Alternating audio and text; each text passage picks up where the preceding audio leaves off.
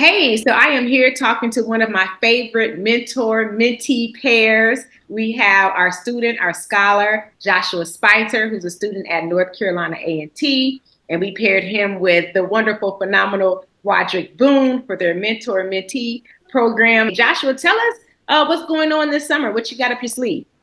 Yes. So I'm currently on an internship at Ingredient Incorporated at their Winston-Salem, North Carolina plant. I'm a continuous improvement intern, which is basically I just improve the machines we use to create our ingredients. For example, one of the projects I'm working on now is I'm rebuilding a carbon filter that we use to purify the sugar we create. Another project I'll be working on next week is there's a leak in our sugar tank. I have to figure out a way why it's leaking and how to repair it. So we had the opportunity to pair you with Roderick. Tell me a time or a moment that in speaking with Roderick or hanging out with him or just conversing or whatever that may be, what's the situation that really inspired you? I would have to say, instead of inspired, I'll say motivate me. For example, of my first semester of freshman year, I was struggling with calculus 2, and I told Roderick this, how I was in the library constantly crying, and I was just struggling with calculus 2.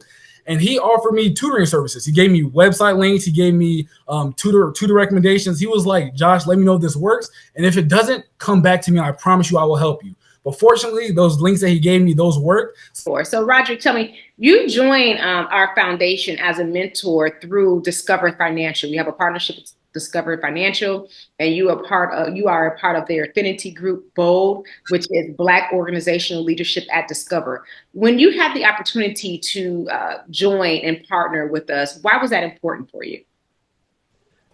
I was really touched and moved by the engagement that you, as well as Michael Freeze, had, and you were sharing what you were doing with African American young men.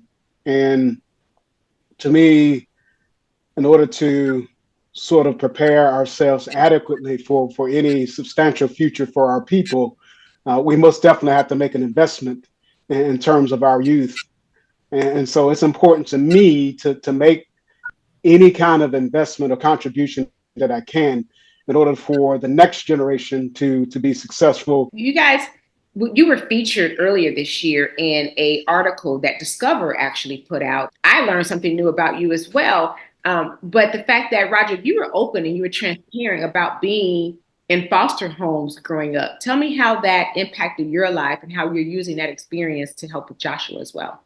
I grew up in households and specifically around a lot of kids.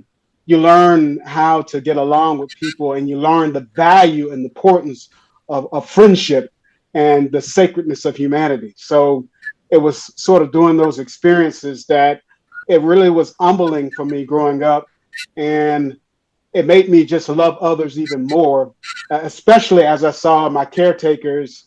They were models and examples of saints in terms of how they helped people in the community and how they stood up for single mothers and how they were just like a hospital in the community. And so I was a patient and a recipient.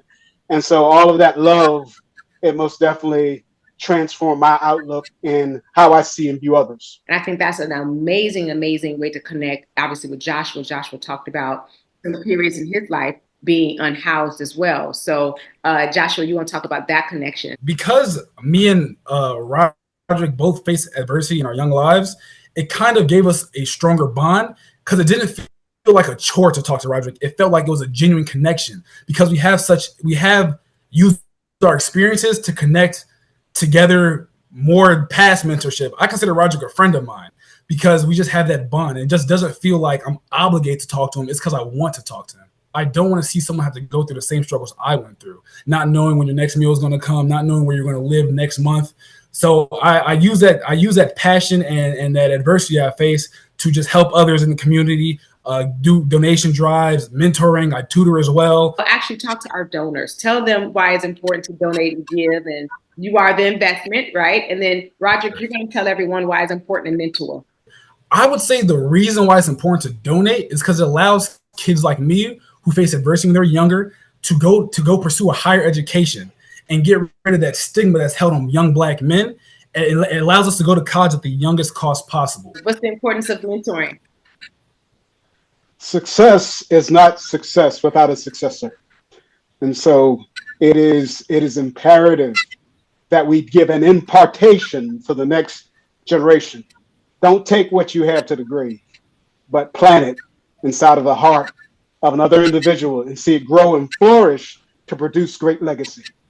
I hope that God continues to bless each of you and your families, and that you can impart something with each other. And just thank you for your time and your energy for doing this. We really appreciate you and wish you the best. You're welcome. Thank you so Thank you. much. Take care. All right.